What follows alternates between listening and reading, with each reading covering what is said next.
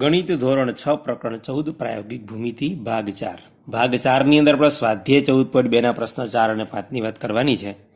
પ્રશ્ન ચોથો છે કે 3.9 સેન્ટીમીટર લંબાઈનો રેખાખંડ AB આપેલો છે અને રેખાખંડ PQ એવો રચો કે જેની લંબાઈ રેખાખંડ AB ની લંબાઈ કરતાં 2 ગણી એટલે કે બમણી હોય અને માપીને ચકાસો.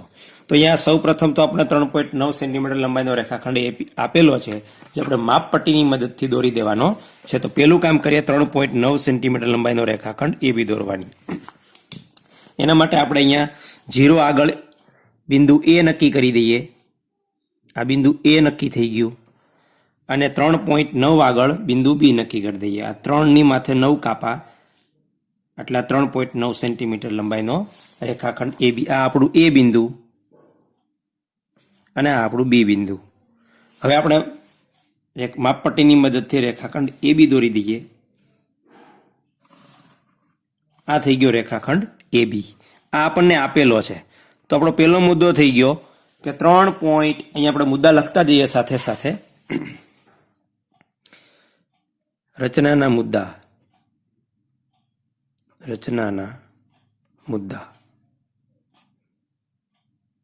પહેલો મુદ્દો 3.9 સેમી લંબાઈનો રેખાખંડ AB રચો. એટલે પહેલું કામ થઈ ગયું. બીજું કામ, હવે આપણે રેખાખંડ PQ એવો રચવાનો છે કે જે રેખાખંડ AB કરતા બમણી લંબાઈનો હોય. એના માટે સૌ પ્રથમ આપણે એક રેખા દોરી દઈએ. રેખા L અથવા M અથવા N અથવા P કોઈ પણ નામ આપી શકીએ. આને આપણે આપી દઈએ રેખા L નામ. તો બીજો મુદ્દો, રેખા L રચી અને તેની ઉપર પેલું બિંદુ આપણે નક્કી કરી દેવાનું P. આ P બિંદુ આપણે નક્કી કરી દીધું. તો આપણે લખીએ કે રેખા L દોરી તેના પર બિંદુ P નક્કી કરો. હવે આપણે શું કરવાનું છે, રેખાખંડ AB કરતા બમણી લંબાઈ હોય એવો રેખાખંડ PQ એટલે કે Q બિંદુ મેળવવાનું છે. P બિંદુ આપણે મેળવી લીધું છે. તો આપણે પરિકરની મદદથી રેખાખંડ AB જેટલી ત્રિજ્યા લેવાની છે. તો જેટલું રેખાખંડ AB થાય એટલું પરિકરને આપણે ખુલ્લું કરવાનું છે. તમે જોઈ શકો છો કે AB જેટલું પરિકર ખુલ્લું થઈ ગયું. હવે આગળનો મુદ્દો ત્રીજો, પરિકરને રેખાખંડ AB જેટલું ખુલ્લું કરો.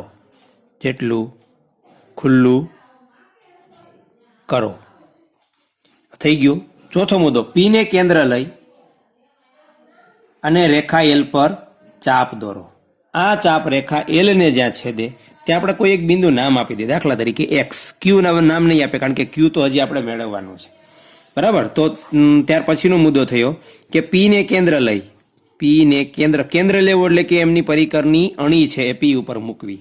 P ને કેન્દ્ર લઈ રેખા L પર ચાપ દોરો. રેખા L પર ચાપ દોરો. આ ચાપ રેખા L ને જ્યાં છેદે ત્યાં X નામ આપો. હવે જો આપણે ત્રિજ્યા બદલવાની નથી, આટલી ને આટલી રાખવાની. કારણ કે એક વખત રેખાખંડ AB થઈ ગયું, બીજી વખત રેખાખંડ AB થાય એટલે બિંદુ આપણે Q મેળવવાનું છે. તો ત્યાર પછીનો મુદ્દો શું થશે કે તે જ ત્રિજ્યા લઈ X ને કેન્દ્ર લઈ અને રેખા L પર ચાપ દોરો. આ ચાપ રેખા L ને જ્યાં છેદે ત્યાં આપણે નામ આપી દેવાનું છે શું? Q. બરાબર. એટલે અહીંયા આપણું કામ થઈ ગયું. રેખાખંડ PQ ની લંબાઈ રેખાખંડ AB કરતા બમણી થઈ ગઈ. આપણે માપીને પણ જોવાનું છે. તો મુદ્દો લખીએ કે તે જ ત્રિજ્યા એટલે કે રેખાખંડ AB જેટલું માપ લઈ, તે જ ત્રિજ્યા લઈ એક્સ ને કેન્દ્ર લઈ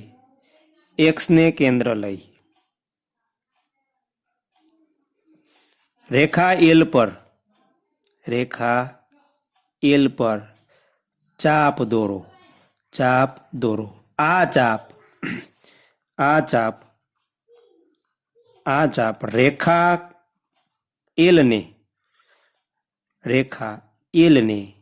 જ્યાં છેદે ત્યાં ક્યુ નામ આપો. હવે આપણે એને માપી લઈએ માપપટ્ટીની મદદથી. તો રેખાખંડ PQ ની લંબાઈ રેખાખંડ AB કરતા બમણી થવી જોઈએ.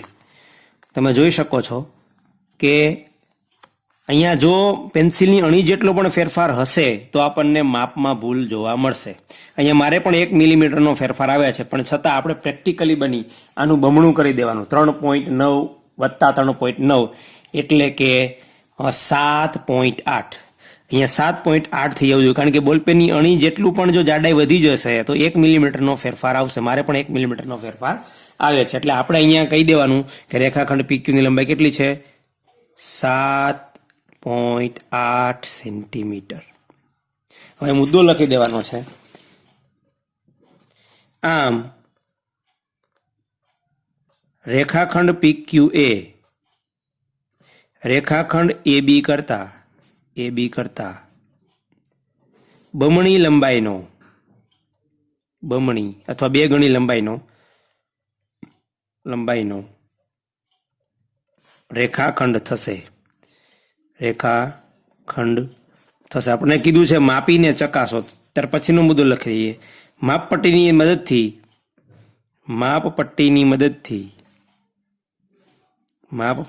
મદદથી રેખાખંડ PQ માપતા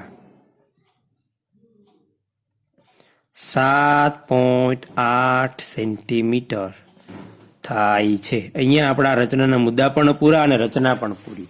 તો આવી રીતે આપણે અહીંયા રચનાના મુદ્દા સાથે સાથે લખતા જવાના છે અને કામ કરતું જવાનું છે. અહીંયા ખાસ કરીને માપનની અંદર થોડી ઘણી ભૂલ આવી શકે, કારણ કે પેન્સિલની અણી 2 વખત ભેગી થાય તો પણ 1 મિલીમીટર જેટલી જગ્યા વધી જતી હોય છે. પણ બને ત્યાં સુધી પેન્સિલની અણી છે પતલી રાખવાનો પ્રયત્ન કરવાનો. હવે જોઈએ દાખલો 5મો.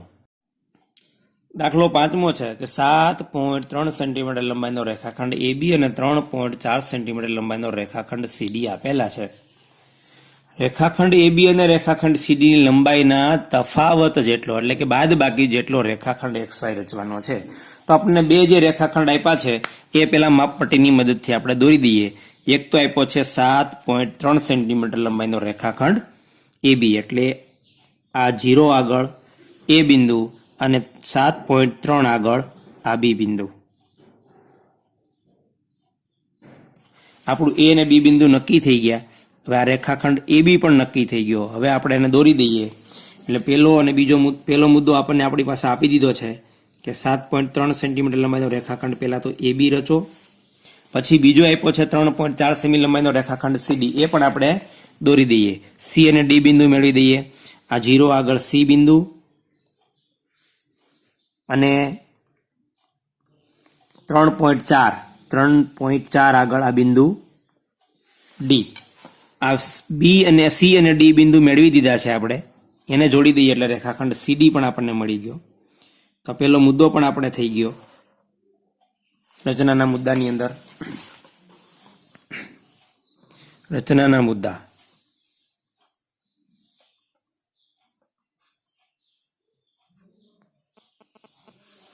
પેલો મુદ્દો 7.3 સેમી લંબાઈનો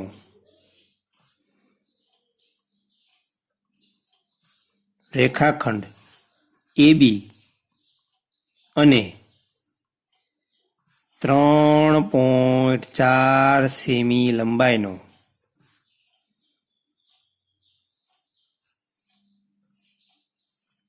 રેખાખંડ CD રચો અથવા દોરો. પેલો મુદ્દો થઈ ગયો. હવે આપણે આ બેનો તફાવત થાય એવો રેખાખંડ XY રચવાનો છે. તો આપણે પેલા એક રેખા દોરી શકીએ અને રેખાખંડ AB જેટલું માપ લઈ શકીએ. અને CD જેટલું માપ લઈને પછી પાછું દોરી શકીએ. એટલે પેલા રેખા દોરી દઈએ L અથવા M અથવા N. ઘર વખતે આપણે L નામ આપીએ છીએ, આ વખતે પણ L આપી શકાય અને અન્ય નામ પણ આપી શકાય. અહીંયા M નામ આપીએ. ચાલો આ વખતે રેખા M. જ્યારે એક જ અક્ષરથી રેખાને દર્શાવીએ ત્યારે સ્મોલ અક્ષરો એટલે કે બીજી ABCD ના અક્ષરો વાપરવાના. બીજો મુદ્દો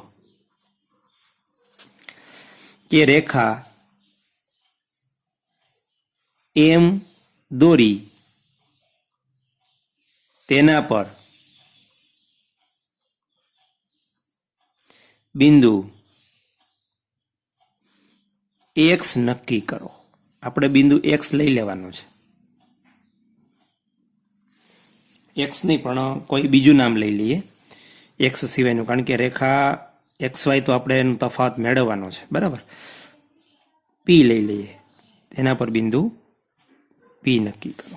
હવે શું કરવાનું છે આગળ જોઈએ કે રેખાખંડ AB જેટલી ત્રિજ્યા લઈ, એટલે કે રેખાખંડ AB જેટલું પરિકરને ખુલ્લું કરવાનું છે અને P ને કેન્દ્ર લઈ, આ તમે જોઈ શકો છો કે રેખાખંડ AB જેટલું પરિકર ખુલ્લું થઈ ગયું. P ને કેન્દ્ર લઈને રેખા M ઉપર ચાપ મારવાની છે.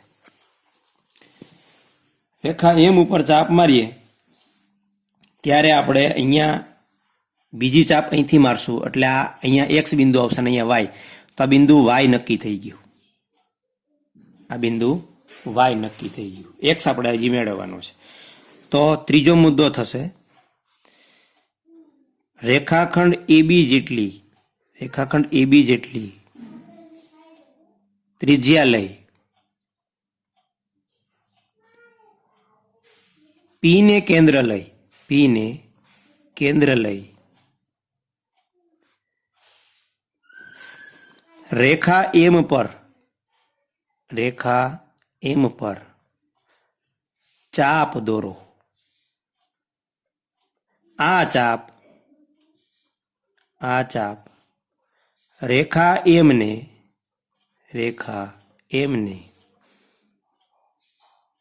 જ્યાં છેદે ત્યાં Y નામ આપો. હવે શું કરવાનું છે? પરિકરને રેખાખંડ CD જેટલું ખુલ્લું કરવાનું છે, એટલે કે રેખાખંડ CD જેટલી ત્રિજ્યા લેવાની છે અને ફરીવાર P ને કેન્દ્ર લઈ અને આપણે ચાપ દોરવાની છે.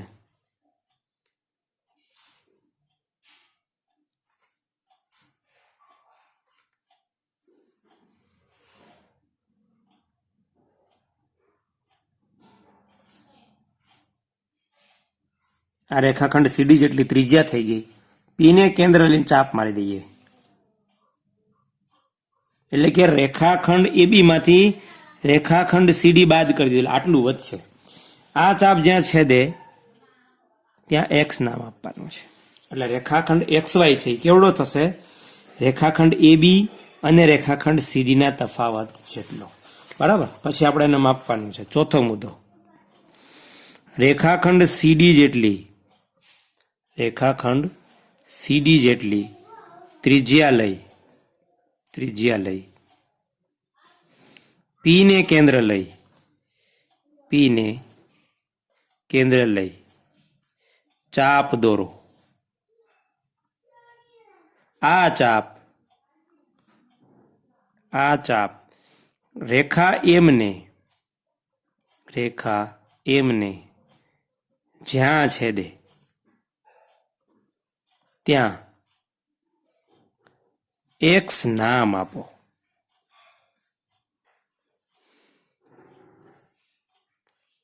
હવે આપણે આ રેખાખંડ XY ને માપવાનો છે, જે 7.3 ઓછા 3.4 જેટલો. તો તમે જોઈ શકો છો કે આની લંબાઈ 3.9 થાય છે, બરાબર. એટલે રેખાખંડ XY ની લંબાઈ કેટલી થશે? 3.9 સેન્ટીમીટર. તો હવે આપણે જોઈએ પાંચમો મુદ્દો. રેખાખંડ XY માપતા 3.9 સેન્ટીમીટર થાય છે, જે રેખાખંડ AB અને રેખાખંડ સીડી ની લંબાઈના તફાવત જેટલો છે.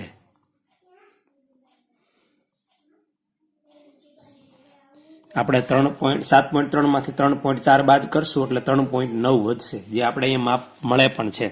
બરાબર. તો અહીંયા ખાસ કરીને શું કામ કર્યું એ અગત્યનું છે. રેખાખંડ AB માટે રેખાખંડ PY રચ્યો, કારણ કે Y બિંદુ આપણને પહેલા મળી જાય છે. આપણે જે રેખાખંડ XY રચવો છે એમાં Y બિંદુ પહેલા મળી જાય છે, પછી રેખાખંડ CD જેટલી ચાપ મારી એટલે પછી આપણને X બિંદુ મળે છે. આ રેખાખંડ XY જે છે એ આમાંથી આટલું બાદ કરી એટલે આટલું વધે, એટલે કે 3.9 સેન્ટીમીટર વધે એટલું આપણને મળે છે. અહીંયા આપણે આ રેખાખંડની રચનાઓ પૂરી થઈ છે. સ્વાધ્યાય 14.3 છે એ એક રેખાખંડની નકલ કરવાની વાત છે, જે આના પછીના ભાગની અંદર જોઈશું. પણ સૌથી અગત્યની વાત જે છે એ આની અંદર જે રચના કરી આ દાખલામાં એ ફરીવાર એક ટ્રાય કરજો જાતે, તો જ તમને આવડશે. અહીંયા રચનાના મુદ્દા પણ લખવાનો પ્રયત્ન કરવાનો છે. રચના આવડે એ અગત્યનું છે, પછી એના ઉપરથી મુદ્દા આવડે એ પણ અગત્યનું છે. મુદ્દાની અંદર થોડો ઘણો ફેરફાર ચાલે, પણ જે વાત રજૂ કરવાની છે એના અક્ષરો, એના જે શબ્દો છે એમાં કોઈ ભૂલ ન થાય એનું ધ્યાન રાખવું.